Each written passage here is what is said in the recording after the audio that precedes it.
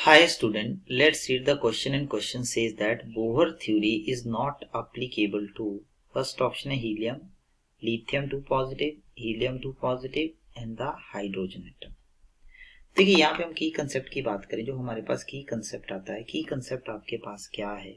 अगर हम यहाँ पे देखें तो की कंसेप्ट आपके पास क्या है कि जो बोहर थ्योरी है, बोहर जो मॉडल ऑफ एन एटम है, बोहर्स थ्योरी जो है, Bohr's theory is applicable for those system is applicable for those system applicable for those system which consist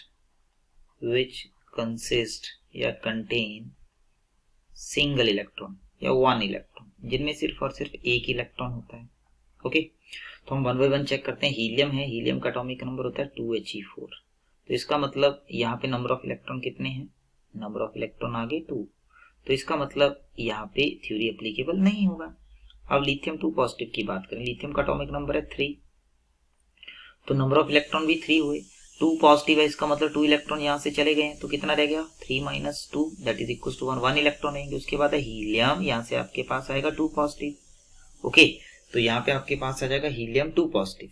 तो हीलियम 2 पॉजिटिव की आप बात करें, ये इसका एटॉमिक नंबर होता है 2, और यहाँ पे आ जाएगा 2 माइनस कितना हो जाएगा 2, तो यहाँ पे आपके पास कितने इलेक्ट्रॉन 0, कितने इलेक्ट्रॉन हो गए 0, और लास्ट में आपके पास आता है 1H1, क्या है 1H1।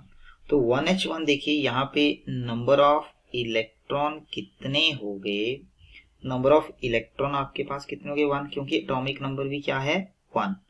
तो अब हमें क्या करना है कि यहाँ पे क्या होगा, इसका मतलब आपके पास क्या हो जाएगा, थ्योरी जो है यहाँ पर पे क्या होगा, थ्योरी इज अप्लीकेबल। तो थ्योरी यहाँ पे क्या होगी, अप्लीकेबल होगी, थ्योरी क्या होगी, अप्लीकेबल होगी।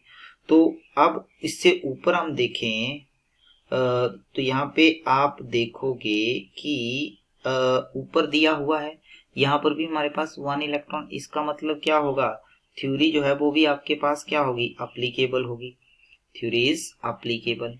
पहले वाले में हम पहले लिख सकते हैं कि क्योंकि यहाँ पे 2 इलेक्ट्रॉन नहीं है, इसका मतलब क्या हो जाएगा, यहाँ पे आपके पास क्या होगा, यहाँ पे आप देखिएगा, यहाँ पे क्या आ जाएगा, यहाँ पे आपके पास 0 इलेक्ट्रॉन है, हीलियम के पास कितने इलेक्ट्रॉन है 0, तो इसका मतलब क्या हो जाएगा, थ्योरी इज नॉट अप्लीकेबल। तो यहाँ पे आ जाएगा थ्योरी इज नॉट अप्लीकेबल, क्योंकि कितने इलेक्ट्रॉन है 0 इलेक्ट्रॉन है। तो यहाँ पे आप देखिए जो आपका आंसर बनेगा दैट इज योर, एक तो हीलियम आ गया एंड देन आपके पास आ गया helium 2 positive. Okay, so I hope this will clarify your doubt. Thank you.